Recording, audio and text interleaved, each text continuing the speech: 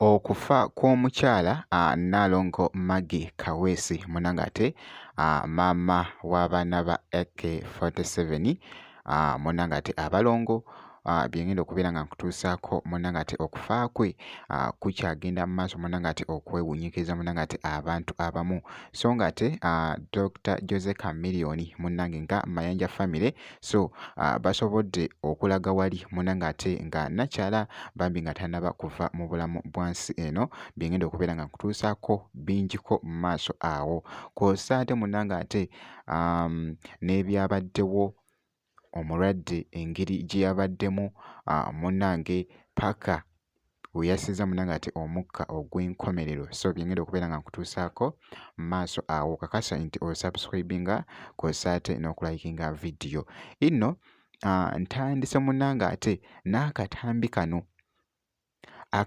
kano mwana muwala ng'akyali mulamu nga bw'ogezaako okulaba Mayanja family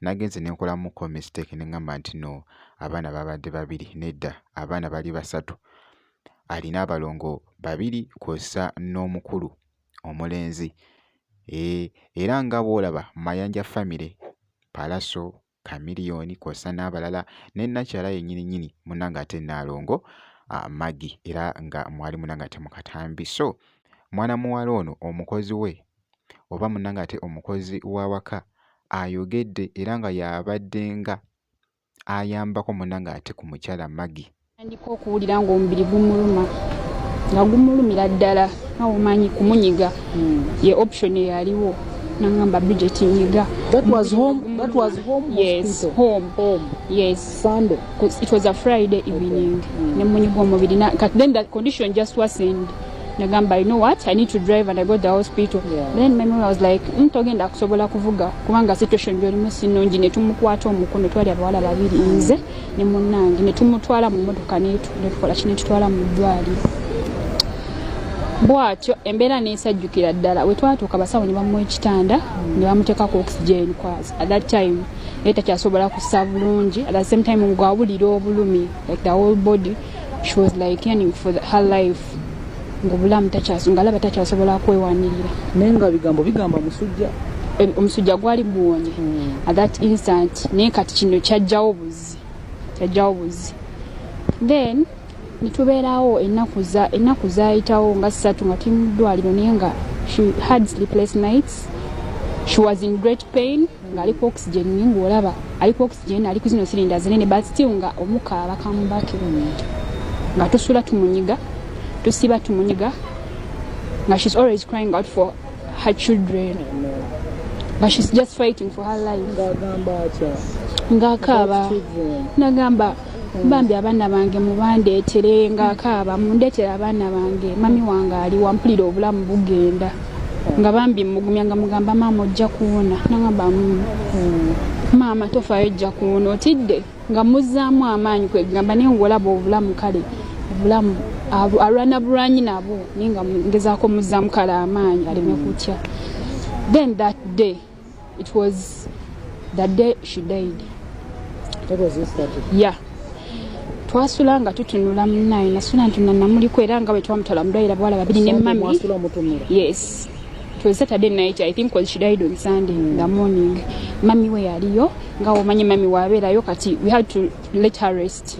Fene tumbeerawo the whole night kumunyiga omubiri gwo gwali gumulumira ddala nga basawo ne bajja ne bamuchekingako there every time nga agabagamba kimu I have no change tukole tutya basawo mpulira njagala gwa ddala like nga obulamu awulira bugenda nga gezaako gamba basawo kati tukoze tutya naye nga kale n'abasawo ndooza nga bagezaako mugumya bakola ekisoboka kyonna naye nga there is no change nga awulira there is no change tumubeererawo awo ekiro mpolampola abasawo ne bajja ne batugamba because she was put on 2 cylinders emu yaggwamu ne bamuteekako endala naye nga still we bagimuggyako bw'ati okumukyusa olaba nga obulamu arana abasawo ne batugamba kati kyetugenda okukola kasita nakera ku makya kasita tunagezaako throughout this night ne tulaba nga kugamba tewali change yonna, pain epasistinga, breathing ekyagaanye, tugenda bawa transfer mutwale walala yensambya bamuteke mu ICU. Nkugambye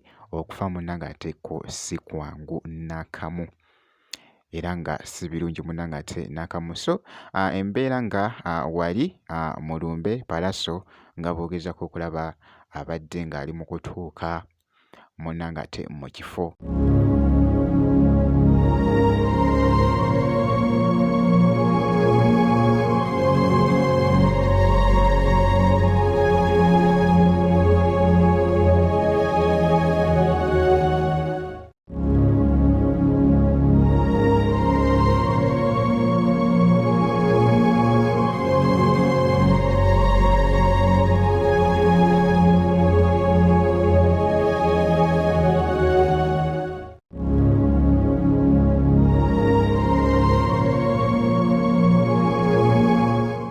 Kw'ossa ate n'obutambi obw'enjawulo bambi nga bagezaako okulaga nnakyala nga tannaba munnange ate kuva mu bulamu bwansi eno. Now this is from Nakato. Okay, from Nakato. Happy Mother's Day. 15 reasons why I love you. Oh, wow. Very short. 15 reasons why Taro loves me. You have to read all 15. All the 15? Yeah. Oh, wow. There's a lot. Think because it's 15. Okay. Number 1. You are kind and loving. Oh. Number 2. You give me the best hugs. Oh. Number 3. Look at your handwriting improved. You watch my eyes. What? You You want want the best for me? Yeah. Yes, I do. I always want the best for Nakato. This, You you help help me. me when I need your support. Oh, Mama. You always care about me. Of course, I have to care about you, Taro. You make me feel safe. You make me feel safe. I have to be your safest place in this whole world. You encourage me to do my best. Of course, Mama, you have to be a star. You forgive my mistake. Oh, that always makes me angry. I have to forgive you. You listen to me. Of course, I have to listen to you because I'm your mother. You love me no matter no matter what because I brought you in this world, Mama. So cute. You make every day a brighter day. Yes, I have to. You believe in me. Of course, 100% my champion. Last one. Jjukira nti nno yafiiridde wali munnange ate Mengo Hospital. Kakasa nti osubscribinga ebisigadde byonna munnange ate obitweke.